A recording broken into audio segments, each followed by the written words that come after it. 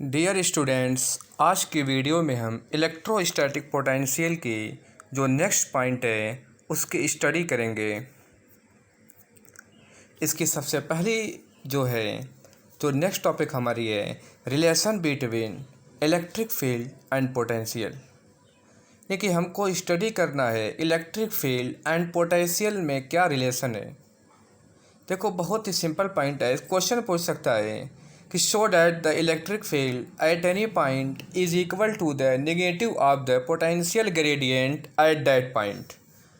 देखो, ये काफ़ी सिंपल है। हमको करना क्या है, जैसा कि इस चैप्टर ही में बार बार हम स्टडी करते हैं। एक चार्ज लेते हैं। मैंने एक चार्ज ले लिया +Q, फिगर में बना हुआ है। मान लीजिए O पर +Q चार्ज रखा हुआ है। अब उसके बाद चूँकि यहाँ देखो पोटेंशियल निकालना है, ठीक है, पोटेंशियल निकालना है तो क्या करना पड़ेगा। अब ये जो पॉजिटिव चार्ज रखा हुआ अपनी फील्ड बनाएगा। अब मान लो एक पॉजिटिव चार्ज Q0 को हम A से B तक मूव करा रहे हैं। अब यहाँ कॉमन सेंस लगा सकते हो, ये एक चार्ज Q0 है और दूसरा Q है। दोनों पॉजिटिव एक दूसरे को रिपेल करेगा तो फील्ड की डायरेक्शन कौन सी हो जाएगी। फील्ड की डायरेक्शन आपकी यही होगी जो कि फिगर में बनी हुई है। अब देखो, हमको रिलेशन निकालना है, बिल्कुल सिंपल सी चीज़ निकालनी है। यानी कि A से B तक हमको इस पॉजिटिव चार्ज को मूव करने में जितना भी वर्क होगा उसी वर्क को दो मेथड से निकालेंगे। फिर दोनों वर्क को इक्वल कर देंगे, रिलेशन निकल जाएगा। पहला मेथड जानते हैं, W चाहे तो निकाल सकते हैं कौन सा, सीधे सीधे फोर्स इनटू डिस्प्लेसमेंट वाला मेथड, ये अप्लाई कर सकते हैं। और दूसरा मेथड है W सीधे सीधे पोटेंशियल इनटू चार्ज। तो ये भी वर्क निकालने का एक मेथड है, ये भी वर्क निकालने का एक मेथड है। दोनों वर्क निकालेंगे, दोनों वर्क आपस में इक्वल कर देंगे, हमारा रिलेशन निकल जाएगा। इसलिए खूब ध्यान से देखना।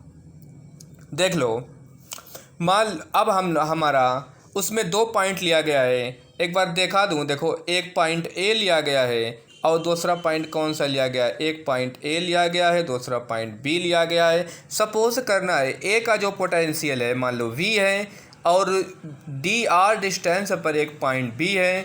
अब dr डिस्टेंस पर मान के चलो जो इसका पोटेंशियल है थोड़ा सा चेंज होगा। कितना चेंज होगा, जैसे इसके करीब आएंगे बढ़ता जाएगा, तो इसलिए ΔV इंक्रीज़ हो गया। डेल्टा डिस्टेंस पर कितना पोटेंशियल इंक्रीज़ हो गया, ΔV। इसलिए B का जो पोटेंशियल होगा V + ΔV हो गया। ठीक है, अब ज़रा हम निकालते हैं। अब मान लो एक चार्ज जो हमारा Q0 है, उस Q0 चार्ज को, ध्यान देना, Q0 चार्ज को हम पॉइंट A से B तक मूव करा रहे हैं। अभी देखा, A का पोटेंशियल कितना है, V है, और B का पोटेंशियल V + ΔV है। इसके बीच की डिस्टेंस कितनी है, इसके बीच की डिस्टेंस हमने dr लिया है। अब मान लो, और इलेक्ट्रिक फील्ड की डायरेक्शन ये थी। अब एक पहला तरीका देखो, द इलेक्ट्रिक पोटेंशियल या the external force required to move the test charge यानी Q0 against the electric field E। कितना लगेगा फोर्स, F = चार्जेस और कौन सा E। लेकिन यहाँ फोर्स की बात की जाए, इलेक्ट्रिक फील्ड की डायरेक्शन ये है, हम फोर्स इधर ला रहे हैं ऑब्जेक्ट को लाने में, इसीलिए यहाँ पर साइन कौन सा होगा, नेगेटिव हो जाएगा। इसलिए F की वैल्यू कौन सा, Q0E, और अपोजिट डायरेक्शन इसलिए -Q0E हो गया। ये फोर्स निकल गया। अब जानते हैं फोर्स निकल गया, वर्क निकालना है तो क्या करेंगे, डिस्प्लेसमेंट से मल्टीप्लाई कर दें, तो यही काम नेक्स्ट किया गया। इसीलिए जब वर्क निकालेंगे तो W कितना हो गया, फोर्स इनटू डिस्प्लेसमेंट। डिस्प्लेसमेंट कितना है, dr है। अब ज़रा यहाँ ध्यान दो, जो फोर्स था ऊपर अभी निकला है -Q0E, डिस्प्लेसमेंट dr है। तो एक तो देखो वर्क ये निकल गया एक मेथड। अगेन वर्क निकालेंगे, लेकिन मेथड चेंज कर देंगे। कौन सा, हम जानते हैं V क्या होता है, V होता है W/Q। सिंपल, V कितना होता है, W/Q, और वर्क V × Q, यही फार्मूला। देखो, चार्ज इनटू पोटेंशियल डिफरेंस। तो मान लो चार्ज कौन सा ला रहे हैं, क्यू नॉट को ला रहे हैं। पोटेंशियल डिफरेंस कौन सा होगा, V B minus V A होगा। अब जानते हो जो वी बी का है वी प्लस डेल्टा वी है एंड माइनस वी है, तो माइनस वी और माइनस वी कैंसिल हो जाएंगे, क्या बचेगा, डेल्टा वी या डी वी बचेगा। इसीलिए क्या बच गया यहाँ पर सीधे सीधे देख रहे हो, यानी कि वी बी की वैल्यू रखो एंड वी ए की वैल्यू रखो, क्या बचेगा, Q not into D V. यह भी वर्क निकल गया। अब दोनों वर्क को हम इक्वेट कर देंगे। देखो एक वर्क क्या निकला है minus Q not E D R, दूसरा वर्क निकला है क्यू नॉट डी वी। यहाँ पर क्या हो गया, ई की value is equal to minus D V upon D R. यही रिलेशन, देखो पोटेंशियल इधर है और इधर क्या इलेक्ट्रिक फील्ड है। Relation between electric potential and कौन सा, इलेक्ट्रिक फील्ड। यही जो क्वांटिटी है D V upon D R, देखो rate of change of potential with respect to R, नीचे कितना है, यानी आर डिस्टेंस के रिस्पेक्ट में पोटेंशियल कितना चेंज होता है, इसी का नाम है पोटेंशियल ग्रेडियंट। जैसा कि क्वेश्चन में इसने पूछा था, वो क्वेश्चन कंप्लीट हो गया। Show that the electric field at any point is negative of the potential gradient at that point. तो यहाँ भी आपने देख लिया ये क्वेश्चन क्या हो गया, कंप्लीट हो गया इसके अकॉर्डिंग, यानी कि electric field E is equal to minus of the potential gradient. Potential gradient क्या होता है, सीधे सीधे यानी कि डिस्टेंस के रिस्पेक्ट में पोटेंशियल में चेंजिंग। यही है relation between electric field E and potential V. अब उसके बाद हमारे जो नेक्स्ट टॉपिक है, उम्मीद करता हूँ कि समझ में आ रहा होगा। अब उसके बाद जो हमारी नेक्स्ट टॉपिक है, यह देखो इक्वी पोटेंशियल सरफेस। कौन सा सरफेस, इक्वी पोटेंशियल सरफेस। अब देखो नाम ही से क्लियर है, इक्वी यानी एक जैसा, पोटेंशियल सरफेस यानी कि एक हमारा एक ऐसा सरफेस हो जहाँ पर सारे पॉइंट्स पर जो पोटेंशियल हो एक जैसे हों। फॉर एग्जांपल मेरे पास एक ऑब्जेक्ट है, ये सर्कुलर है या स्फीयर है, ठीक है। अब इसके सारे पॉइंट्स पर, इसके सरकमफ्रेंस पर मान लो एक पॉइंट लेता हूँ, ए ले लिया, यहाँ पर दूसरा पॉइंट क्या ले लिया, बी ले लिया, कोई तीसरा पॉइंट सी ले लिया। अब मान लो इसका पोटेंशियल कौन सा है, फॉर एग्जांपल V1 है, इसका कितना है V2 है, और ये कौन सा है V3 है। लेकिन इक्वी पोटेंशियल सरफेस का मतलब सीधे सीधे ये हुआ, इसके जितने भी पोटेंशियल होंगे डैट इज़ क्या होगा, V1 is equal to V2 is equal to क्या होगा, V3 होगा। अगर हमारा ऐसा सरफेस हो तो ऐसे सरफेस से हमारा क्या इंपॉर्टेंस है, इससे क्या फ़ायदा मिलेगा। तो कोई इसमें पूछता है prove that equipotential surface in equipotential surface if a charge move, देखो यार नीचे ये भी लिखा हुआ है, no work is done in moving a test charge over a equipotential surface. ये बहुत इंपॉर्टेंट क्वेश्चन है, यानी कि सीधे सीधे क्वेश्चन में पूछ रहा है, क्या पूछ रहा है, इक्विपोटेंशियल सरफेस अगर हो तो एक चार्ज को मूव कराएंगे तो कोई भी वर्क नहीं करना पड़ेगा। तो बड़ा अजीब सा लग रहा है, लेकिन करके देखा था, काफ़ी सिंपल है। मान लो एक पॉइंट हमने ए ले लिया, हमारा ये बी है, मान लो इसका पोटेंशियल V1 हो एंड इसका पोटेंशियल क्या हो, V2 हो।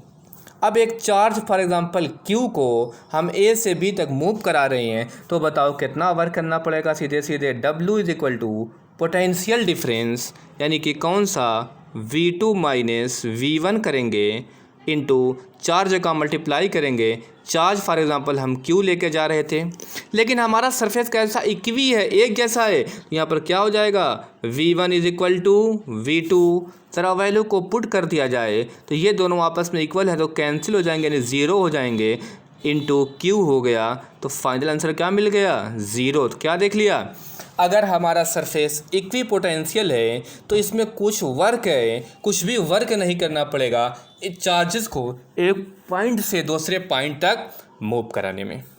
क्या करना पड़ेगा, कुछ भी वर्क नहीं करना पड़ेगा एक पॉइंट से दूसरे पॉइंट तक मूव कराने के लिए। अब हमारी जो नेक्स्ट पॉइंट है उसको देखा जाए। अब जो हमारी टॉपिक है इलेक्ट्रिक पोटेंशियल एनर्जी, कौन सा, क्या पढ़ना है, इलेक्ट्रिक पोटेंशियल एनर्जी। यानी कि अभी हमने पढ़ा पोटेंशियल क्या होता है, सीधे सीधे एक लोकेशन है किसी पॉइंट की अगर उस लोकेशन पर हम किसी चार्ज को असेंबल करेंगे तो हमारा जो वर्क एक्सपेंस होगा, जो हमको वर्क करना पड़ेगा, वही वर्क किस में हो जाएगा, उस बॉडी की पोटेंशियल एनर्जी में स्टोर हो जाएगा। यही चीज़ डिफिनेशन में लिखी हुई है। The electric potential energy of a system of a point charges may be defined as the amount of work done in assembling the charge at their location by bringing them in from infinity। यानी कि किसी भी point charge को, किसी भी charge को infinite से किसी लोकेशन पर हमको असेंबल करने के लिए, सेट करने के लिए जितना वर्क करना पड़ेगा, वही क्या होती है, किसी बॉडी की पोटेंशियल, इलेक्ट्रिक पोटेंशियल एनर्जी होती है। तो डिफिनेशन हो गई। अब हमको क्या करना होगा, electric potential energy different body की निकालना होगा। इसमें डिफरेंट सिस्टम ऑफ चार्जेस दिए रहेंगे। इसीलिए सबसे पहली कैलकुलेशन स्टार्ट करते हैं। सबसे पहली कैलकुलेशन इसकी है, electric potential energy of a system of 2 point charges. इसके बाद पढ़ेंगे 3 पॉइंट चार्जेस। फिलहाल कौन सा पढ़ना है, potential energy of a system of 2 point charges. खूब ध्यान से देखो, ज़रा भी टफ नहीं है। सिर्फ एक बात दिमाग में बैठा लो, जब भी पोटेंशियल एनर्जी किसी बॉडी के अंदर आती है तो हमारा ही कुछ वर्क होता है, वही वर्क क्या होता है, उसमें पोटेंशियल एनर्जी के रूप में स्टोर हो जाता है। बिल्कुल इसी कॉन्सेप्ट को लेकर आगे बढ़ेंगे। 2 पॉइंट चार्जेस की बात कह रहा है, तो मान लो हमारा एक पॉइंट चार्ज कौन सा है, P1 पर। यहाँ पर जैसा कि देख रहे हैं, P1 पर एक चार्ज Q1 रखा हुआ है। ये हम सपोज करेंगे ये ऑलरेडी एग्जिस्ट करता, पहले से मौजूद है, हमने नहीं रखा है। ये सिर्फ सपोज करेंगे।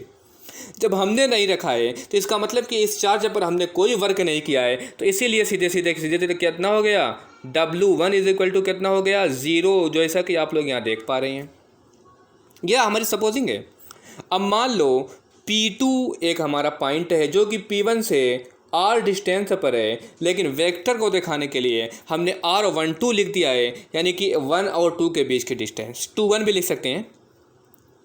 अब यहाँ पर क्या करना है, हमको पोटेंशियल एनर्जी निकालना है, किसकी, Q1 चार्ज की, ठीक है।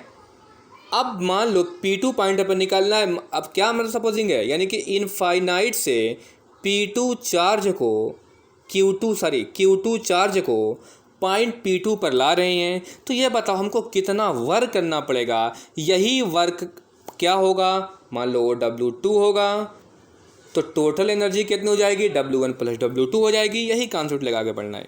अब ज़रा कॉमन सेंस लगाओ, हमको वर्क निकालना है, तो वर्क को निकालने के लिए चाहे तो कूलम फोर्स से अप्लाई करो, या सीधे कौन सा, W is equal to V1 यानी कि पोटेंशियल मल्टीप्लाई बाई चार्ज, इससे भी निकाल लो।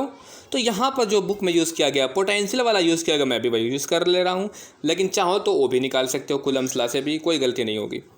तो देख लो, इलेक्ट्रिक पोटेंशियल सबसे पहले निकालना पड़ेगा। Potential required to charge Q1 at a point P2 distance R21 from the P1 will be, कितना होगा पोटेंशियल इस चार्ज Q1 का इस पॉइंट P2 पर। हमको चाहिए क्या, वो चार्ज चाहिए जो बना रहा है। पहले तो कांस्टेंट 1/4πε0, उसके बाद कौन सा चार्ज Q1 रखा हुआ है, Q1 कितने डिस्टेंस पर, R12 ले लिया, यह हमारा पोटेंशियल निकल गया।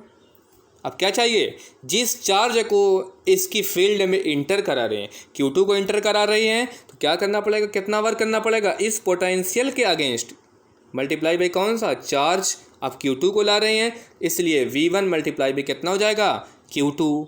फार्मूले को आप अप्लाई कर दो, V1 का मान ऊपर निकाले हो, 1/4πε0 Q1 Q2 अपान R12, ये हमारा क्या निकल गया, W2 निकल गया।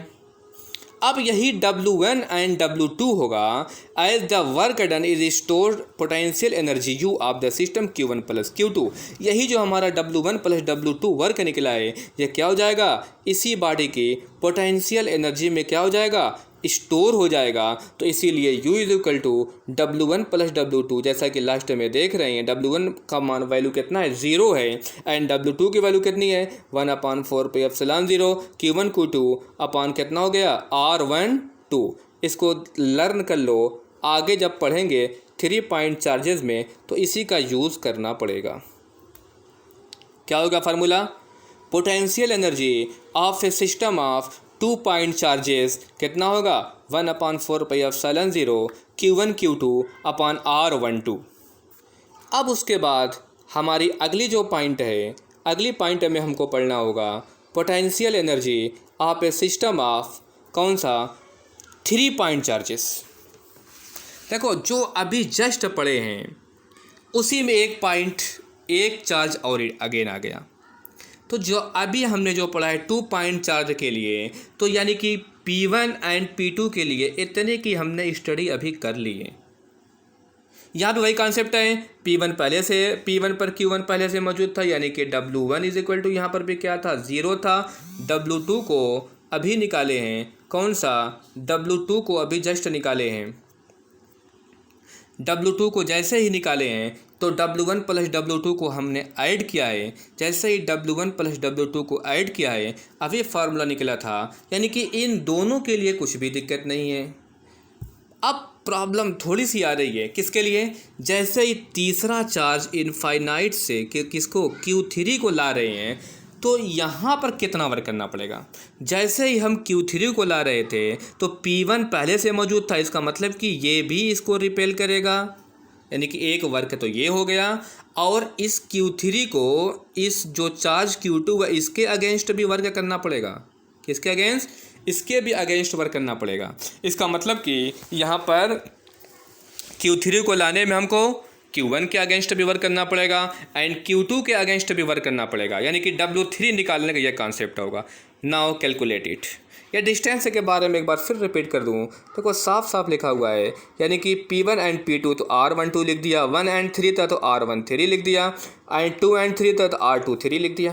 यानी डिस्टेंस चाहे तो तुम XYZ भी लिख सकते हो, इसमें कोई ऐसी प्रॉब्लम की बात नहीं है। अब उसके बाद ज़रा हमने 2 पॉइंट चार्ज का कैलकुलेशन, जो 2 पॉइंट चार्ज था 2 पॉइंट चार्ज के लिए अभी हमने पीछे कैलकुलेशन कर लिया है, ठीक है। उसके लिए क्या किया है, पीछे कैलकुलेशन कर लिया है, यानी W1 के लिए कर लिया है। अब उसके बाद हमने जो हमारा जो अगला जो W3 मीन्स Q3 चार्ज को जैसे ही हम इंटर करवा रहे थे, यहाँ पर 2 चार्ज के अगेंस्ट वर्क करना पड़ेगा। देखो वही चीज़ साफ साफ लिखा है, potential at a point P3 due to Q1 and Q2, यानी कि जो W3 निकालना है तो सीधे सीधे 2 पोटेंशियल, एक किसके लिए Q1 का और दूसरा Q2 का, उसके अगेंस्ट वर्क करना पड़ेगा। तो ज़रा उसका कैलकुलेट कर लिया जाए तो W3 इज इक्वल टू, ध्यान देना 1/4πε0 हो गया। उसके बाद चार्जेस कौन सा होगा Q1 Q3, ज़रा मैं पीछे ही कैलकुलेट कर दूँ। देखो W3 निकाल रहे हैं, कौन सा W3 निकाल रहे हैं तो कितना होगा 1/4πε0 होगा। उसके बाद क्या चाहिए, ये दोनों चार्ज चाहिए, यानी कि कौन सा चाहिए Q1 Q3 दोनों चार्ज हो गया, दोनों के बीच की डिस्टेंस तो R13 हो गया प्लस। अब उसके बाद इसका निकाल जाए तो क्या होगा सीधे सीधे, यानी कि Q3 एंड Q2 के लिए फिर वही बात 1/4πε0, फिर कौन सा होगा, इस बार Q2 एंड Q3 हो गया। यही चीज़ देखो यहाँ पर निकाला गया एक साथ, यानी कि पोटेंशियल मल्टीप्लाई बाई चार्ज। तो पोटेंशियल देखो 1/4πε0 Q1 अपॉन R3 हो गया, ध्यान देना ये पहला पोटेंशियल हो गया, और चार्ज कौन सा है ये Q3 आ रहा है, पहला हो गया। ऐसे ही दूसरे के लिए 1/4πε0 Q2 अपॉन R23 हो गया, ये वाला ऐड होगा, मल्टीप्लाई बाई Q3 हो गया, ठीक है। इसी चीज़ को ज़रा आगे बढ़ाया गया है तो क्या हो गया दोनों में कॉमन, 1/4πε0 कॉमन हो गया। देखो उसके बाद कितना हो गया, Q3 को दोनों मल्टीप्लाई कर दो तो Q1 Q3 upon R13, Q2 Q3 R23। अब उसके बाद क्या होगा, हमको कंप्लीट जो भी वर्क है सबको ऐड करना पड़ेगा। जैसे ही वर्क ऐड करेंगे तो सीधे सीधे क्या हो जाएगा, 2 पॉइंट चार्ज के लिए पढ़े थे तो इसलिए कितना हो गया W1 plus W2 plus W3।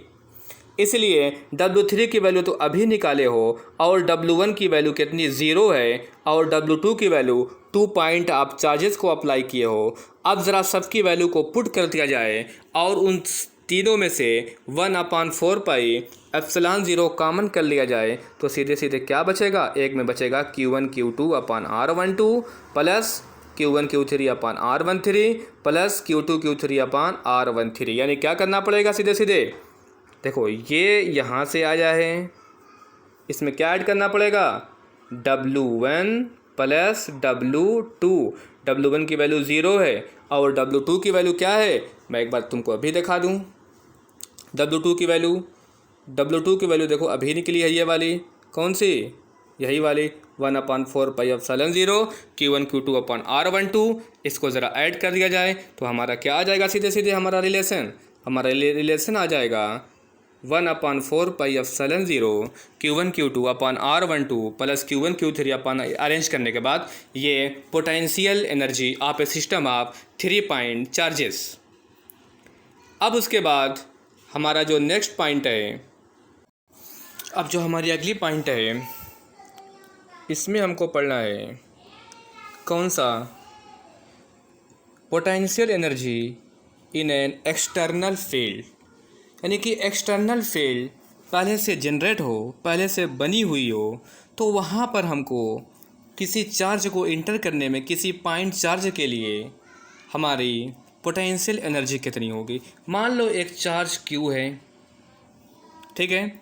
अब ये इसका एट ए पॉइंट P हो, इसके डिस्टेंस क्या R हो, तो यहाँ पर इसका क्या होगा, जब ये अपनी फील्ड बनाएगा यानी इसका कुछ पोटेंशियल होगा। अब मान लो यानी कि ये अपनी एक्सटर्नल फील्ड बना के रखता है, अब एक चार्ज Q को इस फील्ड में इंटर कर रहे हैं, तो हमको वही पोटेंशियल एनर्जी कितनी होगी किसी सिंगल चार्ज की। तो देखो करना क्या है, यानी कि इस चार्ज को इंटर करने में हमको इस फील्ड में लाने में कितना वर्क करना पड़ेगा, भाई इसकी पोटेंशियल एनर्जी हो जाएगी। तो सीधे सीधे क्या करना पड़ेगा, बिल्कुल इतना लाएंगे नहीं, काफ़ी सिंपल कॉन्सेप्ट। कौन सा, W इज इक्वल टू सीधे सीधे क्या लिख दिया जाएगा, कौन सा, पोटेंशियल यानी जितना बनाया है मल्टीप्लाई बाई कौन सा, जिस चार्ज को ला रहे हैं, यानी कि V इंटू Q, वही पुराना कॉन्सेप्ट। यानी कि इसमें कुछ भी क्या है, नया नहीं है। यही सब थोड़ा थोड़ा कन्फ्यूजन एग्जाम में हो जाता है, ये तो पुराना ही पिछले बिल्कुल वही चीज़ है। लेकिन ये क्या है, एक कोई चार्ज है वो अपनी फील्ड बना के रखता है, तो फील्ड बना के रखता है, जाहिर सी बात है तब उसका कुछ पॉइंट पर इसका कुछ पोटेंशियल ऑलरेडी होगा। फॉर एग्जांपल ये इसकी फील्ड E थी, तो जाहिर सी बात है किसी पॉइंट पर निकाल रहे इसका कुछ पोटेंशियल होगा ना। अब इसी पॉइंट पर किसी अब चार्ज को हमको असेंबल करना है, तो जो वर्क है इसमें स्टोर हो जाएगा, उसकी पोटेंशियल एनर्जी हो जाएगी। तो यही कॉन्सेप्ट है। फॉर एग्जांपल इसी में थोड़ा सा आगे बढ़ें, यानी कि सीधे सीधे लिख सकते हैं। अब मान लो इलेक्ट्रॉन के लिए लिखना हो, क्या लिखना पड़ेगा, उसका जो पोटेंशियल है V मल्टीप्लाई बाई चार्ज कितना होता है, -E होता है, तो इलेक्ट्रॉन के लिए V इंटू -E हो जाएगा। यानी कि इलेक्ट्रॉन को किसी एक्सटर्नल फील्ड में क्या करते हैं, इंटर कर ले। यानी कि पुराना ही कॉन्सेप्ट है। यानी एक्सटर्नल फील्ड पहले से मौजूद होगी, यानी कि E मौजूद होगी, तो उसका कोई भी पॉइंट लोगे, उस पॉइंट का कुछ ना कुछ पोटेंशियल होगा। अगर वो तुमको पोटेंशियल पता हो जाए और जो चार्ज ला रहे हो मल्टीप्लाई कर दो, फ़ौरन निकल जाएगा कितना हमारा एक्सटर्नल फील्ड में पोटेंशियल हो जाएगा। कौन सा, पोटेंशियल एनर्जी हमारी एक्सटर्नल फील्ड में कितनी हो जाएगी। ये सिंगल पॉइंट के लिए था, पॉइंट चार्ज के लिए था, मतलब जिस चार्ज को ला रहे हो, जिस पॉइंट पर ला रहे हो, उस पॉइंट का पोटेंशियल पता है, दोनों का मल्टीप्लाई कर दो, निकल जाएगा। अब उसके बाद मान लो ये तो सिंगल था, अब मान लो हमारे पास कितने हों, सिस्टम ऑफ 2 पॉइंट चार्जेस कितने हों। अब हमारे पास एक सिस्टम हो 2 पॉइंट चार्जेस का, तो क्या करेंगे, तो इसके लिए ज़रा फिगर को देख लिया जाए। तो इसलिए देख लो जो कॉन्सेप्ट अभी पिछले पढ़े, कौन सा, work done in bringing Q1 from infinity to R1 against external field. मान लो पहले के लिए R1 होता, फिगर आगे दिखा दूँ, देख लो। यहाँ पर मान लो एक सोर्स चार्ज रखा हुआ है, जो भी है प्लस जो भी है, ये अपनी एक फील्ड बनाएगा। अब मान लो इसकी फील्ड अगर एक लोकेशन मान लो इसकी ये है और दूसरी लोकेशन ये है, यहाँ पर मान लो क्या है, एक चार्ज Q1 को इन्फानाइट से लाया जा रहा है, लेकिन इसका पोटेंशियल नोन होगा, कितना है, VR1। देखो यहाँ लिखा हुआ है VR1 इसका पोटेंशियल है इस सोर्स चार्ज के थ्रू, और यहाँ पर कितना पोटेंशियल है, VR2 है इसके थ्रू। यानी कि अब यहाँ पर VR2 पता है, यहाँ से इन्फानाइट से Q1 को ला रहे हैं, यहाँ से इन्फानाइट को Q2 को ला रहे हैं, इसलिए सिंगल पॉइंट चार्ज में कुछ भी प्रॉब्लम नहीं है। फॉर एग्जांपल अगर हम पहले के लिए स्टडी कर रहे थे, किसके लिए, अगर हम ध्यान दो इसमें जो लिखा हुआ है, यानी कि एक चार्ज को लाएंगे, कौन सा, अगर एक Q1 को ला रहे हैं तो एक Q1 को लाने में या किसी पहले Q2 को ला रहे हैं, Q2 को लाने में अगर एक फील्ड थी तो इसके अगेंस्ट सिर्फ वर्क चाहिए। लेकिन जैसे ही अगर लास्ट में Q1 को ला रहे हैं तो Q1 को इसके अगेंस्ट भी वर्क करना पड़ेगा और ये जो चार्ज है इसके अगेंस्ट भी वर्क करना पड़ेगा। यानी जो पिछला अभी एक हुआ है उसी जैसा ये भी है। ठीक है, अब देखो work done in bringing Q2 from कौन सा R2 against the external field, कितना वर्क हो जाएगा। Q2 को ला रहे हो तो चार्ज चाहिए मल्टीप्लाई बाई यहाँ का पोटेंशियल चाहिए, कितना हो जाएगा, देखो Q2 VR2 हो गया। एक चार्ज को लाने यानी पहले Q2 को लाया गया। अब लास्ट में फॉर एग्जाम्पल Q1 को ला रहे हो तो अगर जैसे ही Q1 को लाओगे एक तो ये चाहिए कौन सा वर्क, कौन सा Q1 को ला रहे हो, इसका पोटेंशियल कितना है VR1, एक तो वर्क निकल गया। लेकिन इसके अगेंस्ट भी वर्क ये करेगा ना, अगर इसके अगेंस्ट भी वर्क करना पड़ेगा तो यानी कि दो चार्जेस हो गए, कितने हो गए। अब इसके जब अगेंस्ट वर्क करना पड़ेगा तो सीधे सीधे इसका कैसे निकालोगे, force multiply by distance. Force कितना लगेगा, कूलम फोर्स 1/4 पे एप्सिलॉन 0, दोनों चार्जेस Q1 Q2 इनके बीच के डिस्टेंस R12 क्या हो जाएगा, इनके डिस्टेंस R12, ये फोर्स हो गया। अब उसके बाद फोर्स मल्टीप्लाई बाई डिस्प्लेसमेंट या इसके बीच के डिस्टेंस क्या सपोज किया गया, इसमें R12 लिया गया है। अब उसी चीज़ को देख लो, work done against external field Q1, यानी कि Q1 को अगर ला रहे हो यानी work done Q2 against the external against exerted by Q1, यानी कि अगर Q2 को लाए हो तो इसके अगेंस्ट जब ये वर्क करना पड़ेगा, यानी कि ये भी कह सकते हो पहले Q1 को लाएं तो Q1 के निकालने का कुछ भी दिक्कत नहीं है। क्या चाहिए चार्जेस मल्टीप्लाई बाई VR1 चाहिए। लास्ट में अगर Q2 को ला रहे हो तो इसके अगेंस्ट तो वर्क करना पड़ेगा, साथ साथ ये Q1 के अगेंस्ट भी वर्क करना पड़ेगा। तो पहला Q2 का निकाले, इसके अगेंस्ट क्या हो गया, Q2 VR2 हो गया। लेकिन Q1 के अगेंस्ट निकालने के लिए 1/4 पे एप्सिलॉन 0 Q1 Q2 ये तो फोर्स हो गया। अब इसमें क्या करना पड़ेगा, सीधे सीधे देखो वर्क डन यानी कि पोटेंशियल मल्टीप्लाई बाई चार्ज, तो पोटेंशियल कितना था इसका 1/4 पाई एप्सिलॉन 0, एक चार्ज चाहिए, कौन सा चार्ज चाहिए, यहाँ ध्यान दो Q1/R12 हो गया। अब दूसरा चार्ज Q2 को ला रहे हो, बाद में मल्टीप्लाई कर दोगे, ये भी वर्क निकल जाएगा। तो देखो यही वर्क यहाँ पर हमने निकाला। तो अब उसके बाद क्या हो गया, total potential energy of the system is equal to total work done. तो पहला वर्क डन कौन सा हुआ, पहला वर्क डन देखो यही हो गया, पहला वर्क डन जो हमारा हुआ Q1 VR1, यानी Q1 को लाए थे तो वहाँ पर V1 की फील्ड थी, VR1 थी, पहला वर्क हो गया। उसके बाद जो हमारा सेकंड वर्क हुआ, ये यानी Q2 को लाए, एक बार इसके अगेंस्ट जो वर्क निकला, दूसरी बार इसके अगेंस्ट जो वर्क निकला, इन सारे वर्क को क्या किया, ऐड कर दिया जाए, यही हमारी क्या बन जाएगी, potential energy of the system of charges बन जाएगी। देखो Q1 VR1 plus Q2 VR2, जैसा कि ये निकला। उसके बाद कौन सा R1 के अगेंस्ट ये वर्क होगा, सबको ऐड कर दो तो potential energy of the system of 3 point charges के लिए हो गई। अब उसके बाद हमारी जो नेक्स्ट पॉइंट है, लास्ट पॉइंट है, इसके स्टडी करेंगे।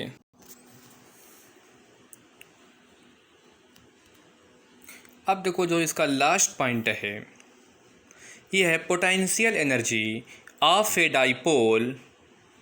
Dipole placed in uniform electric field, यानी कि पोटेंशियल यानी डाइपोल देखो बार बार आ रहा है, ठीक है, इसलिए इसको बहुत ध्यान से, एग्ज़ाम में भी कुछ ना कुछ ज़रूर डाइपोल से आता है, ठीक है।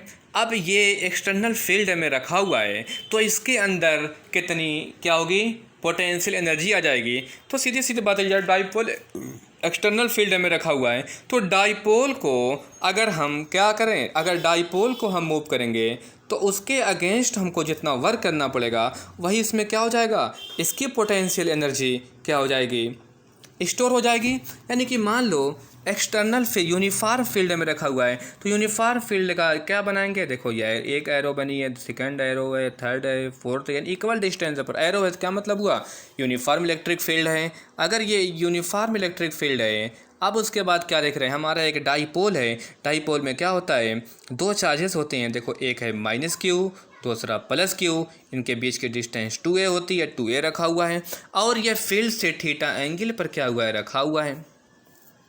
ठीक है, अब हम चाह रहे हैं इसमें एक्सटर्नल फील्ड में रखा हुआ है तो इसके अंदर कितनी क्या होगी, पोटेंशियल एनर्जी कितनी हो जाएगी। तो जाहिर सी बात है इस डाईपोल में लीनियर मोशन तो होगा नहीं। क्यों नहीं होगा, ये प्लस क्यू चार्ज है। कौन सा, ये प्लस क्यू चार्ज है, क्यू ई, ये माइनस क्यू ई है। दोनों एक दूसरे को कैंसिल कर देंगे, इसलिए क्या होगा, ये दोनों कैंसिल हो जाएंगे तो लीनियर मोशन होगा नहीं। क्यों, मान लो मेरे पास एक ऑब्जेक्ट है, मैं अगर इसको आगे मूव करा रहा हूँ, ठीक है, ध्यान देना, अगर इधर से भी इक्वल फोर्स लगा दूँ तो क्या होगा, कभी भी मूव नहीं करेगा जब तक कि एक तरफ का फोर्स ज़्यादा न हो जाए।